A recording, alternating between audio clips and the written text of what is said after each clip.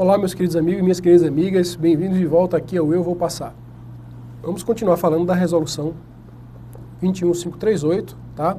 Faltam apenas dois temas, a hipótese de ilícito penal e revisão do eleitorado. Hipótese de ilícito penal é a hipótese de ilícito penal dentro do alistamento, tá? Qual é a hipótese de haver algum tipo de crime dentro do alistamento? A resolução não cita qual é o crime, nem regulamenta o crime especificamente, tá? Até porque resolução jamais poderia estabelecer que tipo de crime foi praticado ou criar sanção. Não é isso para que serve, não é para isso que serve uma resolução do TSE. O crime, tá, está previsto no próprio Código Eleitoral, aqui no seu artigo 289, tá?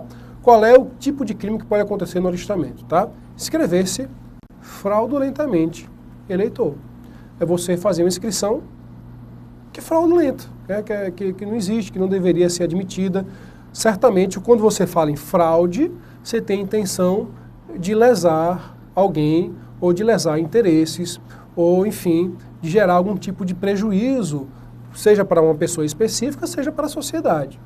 Então, na ideia de fraude, certo, é claro que não entra aquelas hipóteses onde o eleitor que perdeu o título, que é analfabeto, que não sabe das coisas, vai lá tirar um novo título e tal.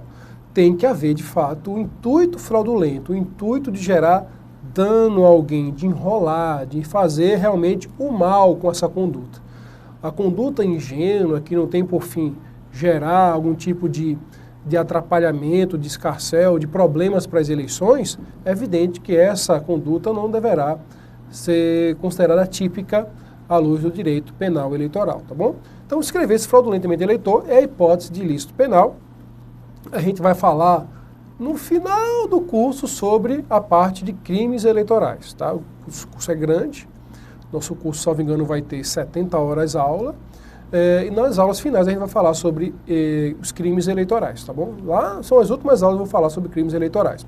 A pena aqui, reclusão, veja que se o cumprimento da pena já inicia com reclusão, é realmente grave, né? Um crime considerado grave, não é detenção e nem muito menos um crime de menor potencial ofensivo, tá?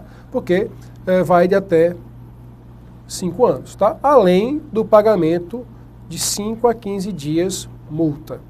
A gente vai explicar lá nas aulas sobre crime eleitoral como é que a gente faz, o que significa esses dias multa, tá? Como é que se calcula esses dias multas, tá bom?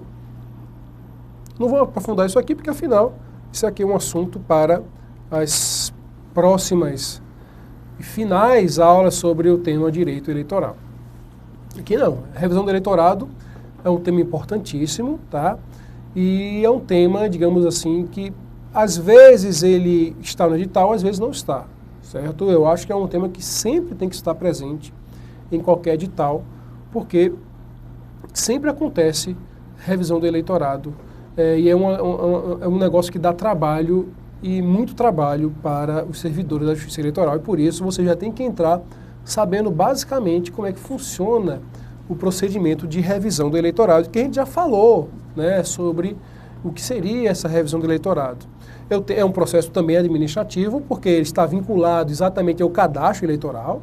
É uma revisão que se faz no cadastro de eleitores, porque possivelmente há algum tipo de vício, algum tipo de fraude que está se suspeitando haver, ou está se suspeitando existir, e daí eu preciso depurar o cadastro, eu preciso regularizar o cadastro, eu preciso tirar desse cadastro eventuais falhas que existam. E é claro que se a pessoa fez um título de forma fraudulenta, que ela não vai comparecer à revisão do eleitorado. Se ela não comparece à revisão do eleitorado, ela tem um título cancelado. Então isso ajuda muito a Justiça Eleitoral para evitar, de fato, que haja situações fraudulentas que possam gerar um reflexo negativo para as eleições, tá bom?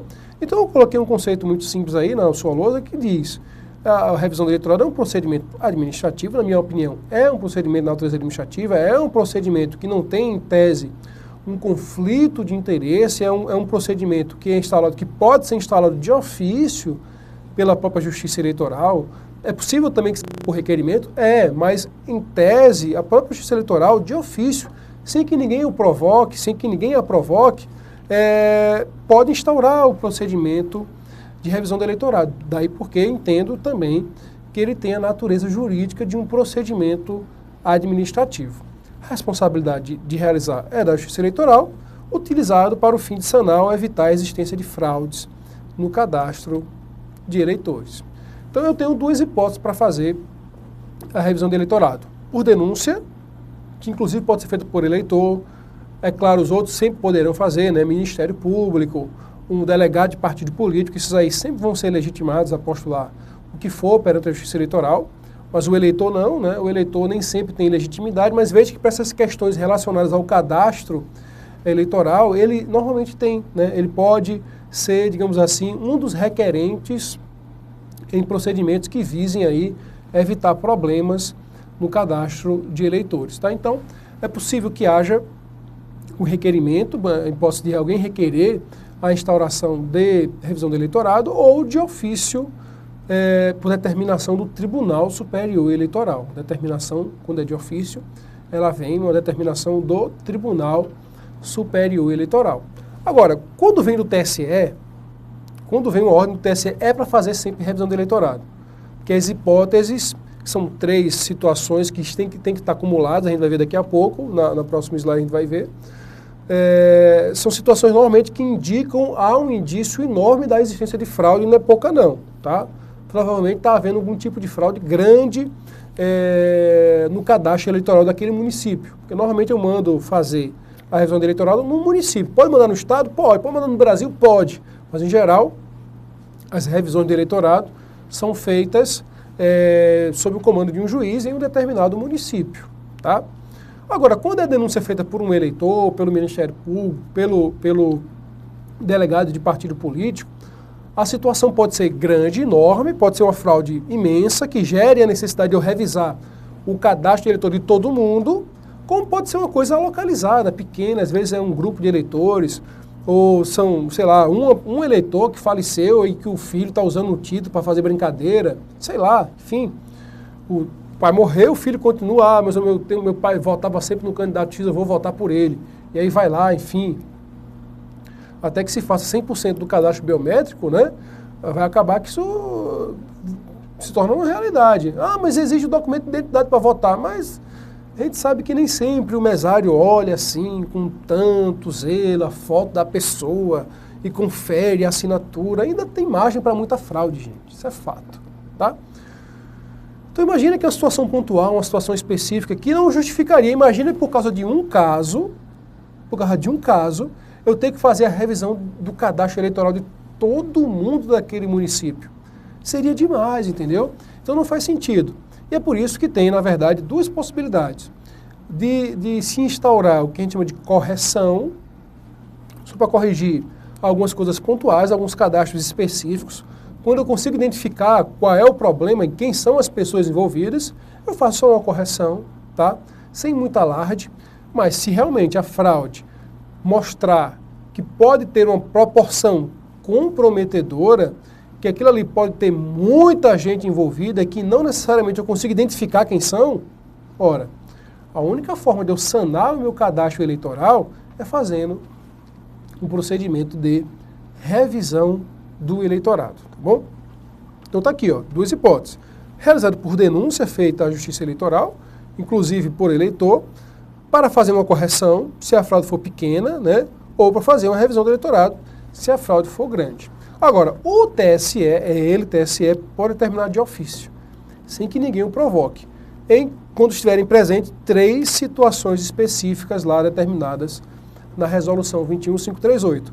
E por um tempo se achou que essas situações poderiam ser consideradas isoladamente. Por exemplo, a população projetada do eleitorado, quer dizer, o eleitorado é maior do que 60% da população foi projetada para aquela cidade. Ora, se o eleitorado é maior do que 60%, provavelmente tem muito mais eleitor do que pessoas, e não é normal que mais de 60% da população seja eleitor, tá? Porque a maioria, o Brasil tem uma população jovem hoje, isso está mudando um pouco, né? Tem muita gente agora entrando na melhor idade, mas em regra geral nós temos pessoas que morriam cedo, em 60, 70 anos, e pessoas muito jovens, tá? E não tinha, digamos assim, 60% da população concentrada entre os 18 e os 70 anos, tá? Que era a média. Então, quando passava de 60% do eleitorado naquele município, se entendia que podia haver algum indício de fraude. Mas veja que, desculpe, não é 60%, é 65%, tá? Por mais que seja 65%, aquilo ali sozinho, porque tem município que 80% dos eleitores, 80% da população são eleitores. De modo que você poderia imaginar bem, se 80% das pessoas são eleitores, provavelmente tem muita gente aí que está nesse domicílio eleitoral, mas que não pertence a essa cidade. Não era essa cidade. Está transferido fraudulentamente. Já teve município no Brasil de ter mais eleitor do que gente, do que população. Como é que acontece um negócio desse? Eu tenho mais eleitor do que população. Mas não dá. Não faz sentido. Provavelmente há ali o quê? Uma população sazonal, na época das eleições, que vai para lá para votar. E provavelmente vai lá para votar para beneficiar algum grupo político específico.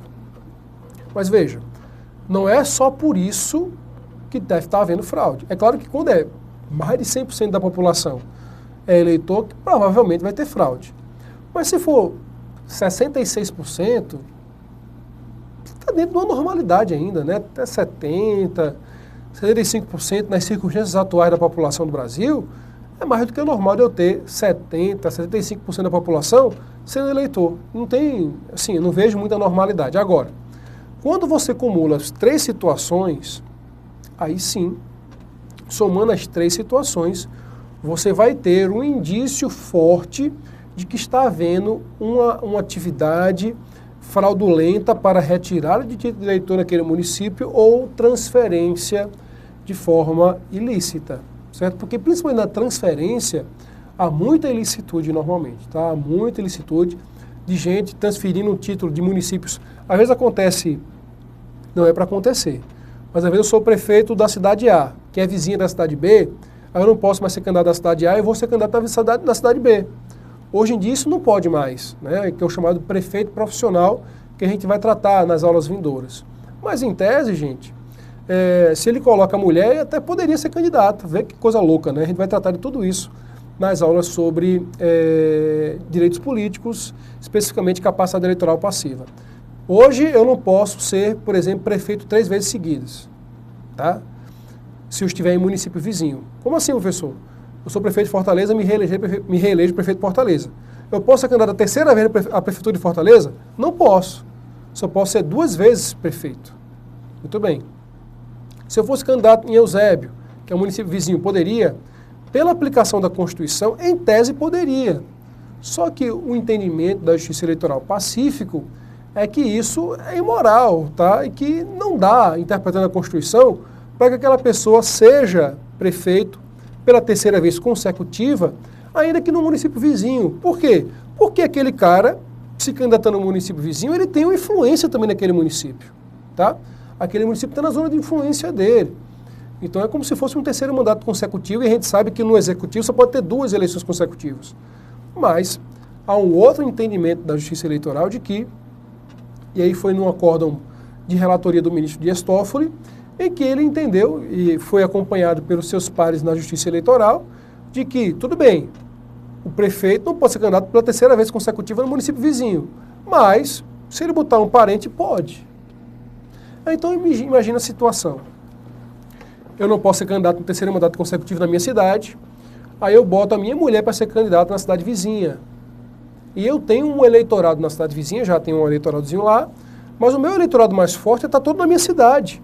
E o que eu faço? Promovo a transferência, ajudo as pessoas a fazer, custeio essa ida para um município vizinho para realizar a transferência do domicílio e para que essas pessoas possam voltar na mulher dele. Olha, isso é fraude, gente. A pessoa não tem domicílio eleitoral naquela cidade, ela não tem nenhum vínculo, ela está indo lá só para votar, para beneficiar uma pessoa. Então, isso é muito comum, mais comum do que você pode imaginar. Isso tem como ser detectado, tá bom? Até outubro de todo ano, o presidente do TSE recebe da Secretaria de Informática lá do TSE as informações, tá? As informações do cadastro eleitoral, um resumo do que foi feito de transferência e de inscrições eleitorais de um determinado município. E aí o presidente do TSE vai verificar se estão presentes essas 3 hipóteses que está aí na sua lousa, e se tiverem presentes as 3 hipóteses conjuntamente, ele vai determinar de ofício, sem que ninguém provoque, que se instaure a revisão do eleitorado, porque há um indício grande da existência de fraude no alistamento ou nas transferências, tá? Então aí, quais são as hipóteses somadas finalmente, né? Ó, se o número de transferências, olha só, for superior a 10% às do ano anterior. Isso aqui é muito comum de acontecer na Justiça Eleitoral, viu? Na Justiça Eleitoral não, nos municípios, tá? Se eu fosse me basear só por isso daqui, todo ano ia ter revisão de eleitorado. Porque, todo ano eleitoral pelo menos, porque é muito normal, muito, que se chegue a 10 ou até mais, tá, por cento as transferências de eleitor no ano eleitoral em relação ao ano anterior.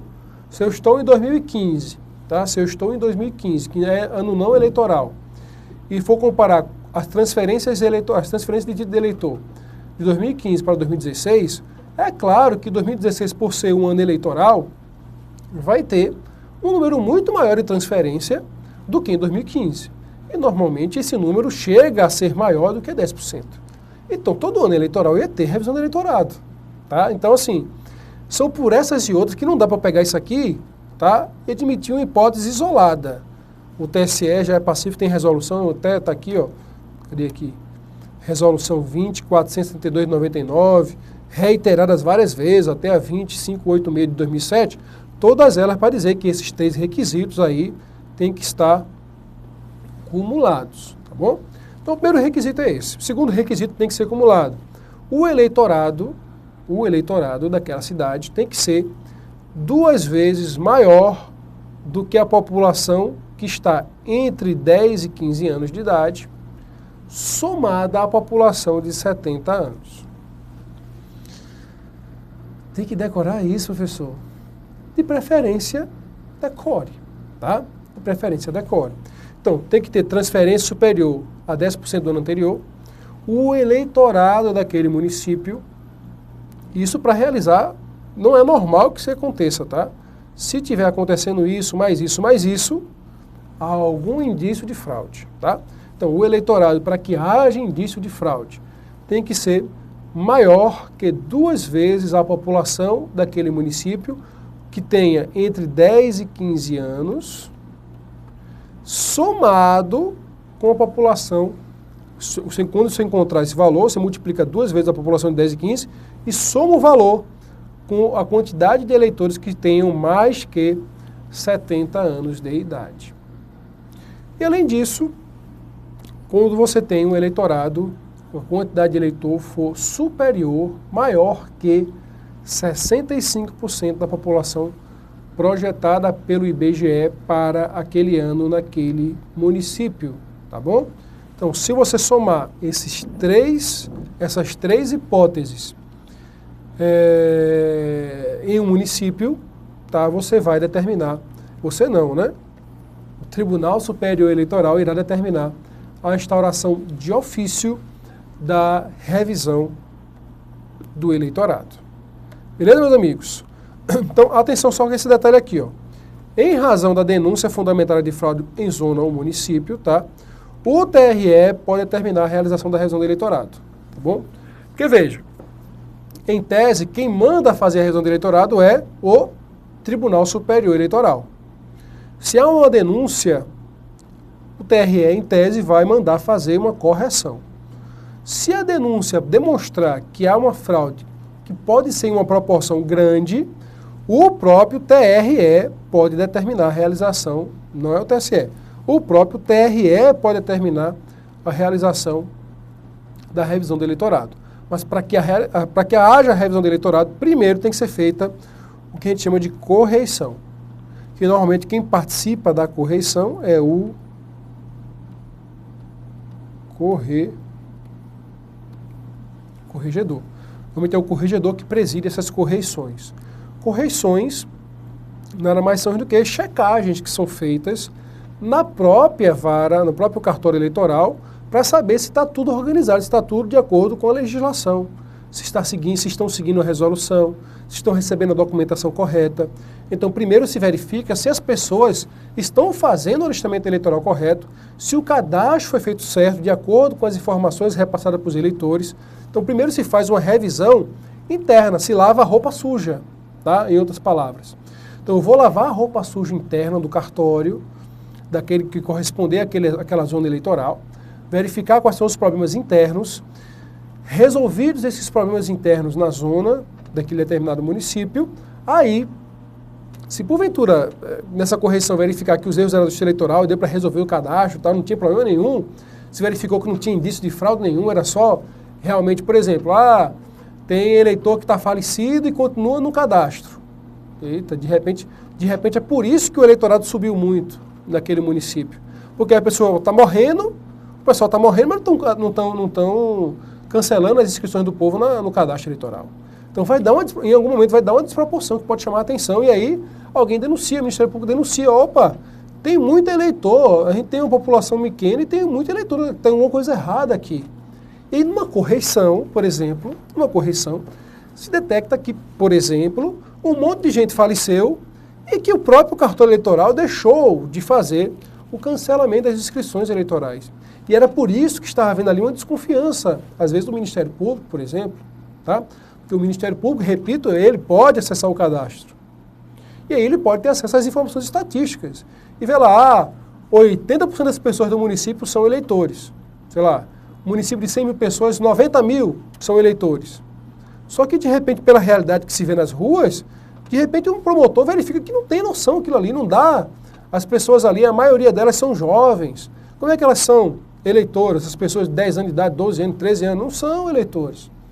Então, o Ministério Público, fundando-se aí numa evidência, ele poderia requerer a realização da revisão do eleitorado. E na correição, acaba se verificando que aquela denúncia, por exemplo, apresentada pelo Ministério Público, se deveu tão somente a erros internos do cartório. Então a correição serve para corrigir, como o nome está dizendo, né? Correição serve para corrigir eventuais falhas que a própria Justiça Eleitoral pode estar cometendo, tá? Resolver o seu cadastro, revisar o seu cadastro. Agora, fazendo a correição e verificando-se que, de fato, o problema não era interno, que, de fato, o cadastro corresponde ao que, em tese, foi informado pelos eleitores, o que está cadastrado lá, de fato, é o que existe na prática, o TRE deve determinar a revisão do eleitorado e, é claro, comunica ao Tribunal Superior Eleitoral. Tem que comunicar ao Tribunal Superior Eleitoral que vai fazer a revisão do eleitorado. Por mais que seja o TSE que manda, naquelas hipóteses lá, né, de ofício, e que o TRE possa determinar também a revisão do eleitorado, quem conduz na prática, quem executa a revisão do eleitorado é o juiz na sua respectiva zona, tá bom? Então você tem que ter cuidado aí, porque isso pode gerar uma salada em prova, uma salada em questões, um negócio que pode atrapalhar a sua cabeça. Então vamos esclarecer aqui para você não ter dúvida nenhuma, porque já vi isso cobrando em prova, já vi isso sendo cobrado em prova, e às vezes eles cobram de forma realmente de uma forma que vai realmente embananar a sua cabeça. Veja. Primeira informação importante, só quem pode determinar revisão do eleitorado de ofício é o Tribunal Superior Eleitoral. O TRE, ainda que o TRE saiba que existem lá aquelas 3 hipóteses do município X de sua circunscrição, de sua jurisdição, ainda que ele saiba daquela situação, ele não pode determinar de ofício a revisão do eleitorado. Tá? Aí vem a nossa segunda informação. O TRE pode determinar a revisão do eleitorado desde que haja uma denúncia a ele, o TRE. Professor, e o TSE? O TSE pode determinar a revisão do eleitorado por denúncia? Pode também. Tá? Então vamos lá. O TSE pode determinar a realização da revisão do eleitorado de ofício, mas também nada impede que seja também determinada a revisão do eleitorado pelo TSE se ele tiver recebido uma denúncia. Tá bom? Agora, o TRE, Tribunal Regional Eleitoral, só pode determinar a realização da revisão do eleitorado se houver uma denúncia. E para que ele promova a revisão do eleitorado, ainda assim é obrigado a fazer uma correição naquele município, né, naquela zona eleitoral, para que ele possa só depois, e se for o caso, executar a revisão do eleitorado. E a terceira informação importante é que, por mais que seja o Tribunal Superior Eleitoral ou o TRE que venham a determinar a revisão do eleitorado, quem vai executar lá na ponta, quem vai cuidar diretamente disso, quem vai promover, quem vai convocar as pessoas, divulgar as informações para que todos tomem conhecimento da existência da revisão do eleitorado, vai ser o juiz eleitoral. Então perceba que pode haver a participação das 3 instâncias da Justiça Eleitoral. O TRE instaurando o procedimento de revisão do eleitorado com base em uma denúncia, tendo que comunicar ao TSE, e quem está trabalhando é o juiz. Né? Veja aí que há uma integração grande desses órgãos. E é claro também que quando o TSE vai executar uma revisão do eleitorado, ele comunica ao TRE, por óbvio, e o TRE vai também determinar que o próprio juiz execute diretamente o procedimento de revisão do eleitorado. Então vamos, amigos, ficamos por aqui. Na próxima aula a gente ainda vai dar sequência ao tema revisão do eleitorado e entender aí como é que funciona a sistemática desse relevantíssimo serviço prestado pela Justiça Eleitoral. Um grande abraço, fiquem com Deus.